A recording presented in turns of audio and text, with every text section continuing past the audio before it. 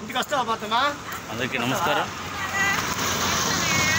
ఈరోజు అమావాస్య సందర్భంగా మన రాయల చెరువు ఏమైతే ఉందో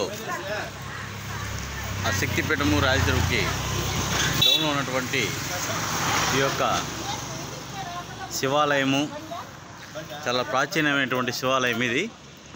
ఇక్కడ మళ్ళా కొత్తగా వెలిసినటువంటి ఆంజనేయ స్వామి గుడి, అలాగే కోనేరు, ఇక్కడ చుట్టుపక్కల విలేజ్లు మ్యారేజ్ చేసుకోవడానికి అప్పుడు శ్రీకృష్ణదేవరాయలు కట్టించినటువంటి మండపము, ఇవన్నీ కూడా మీకు చూస్తున్నాం.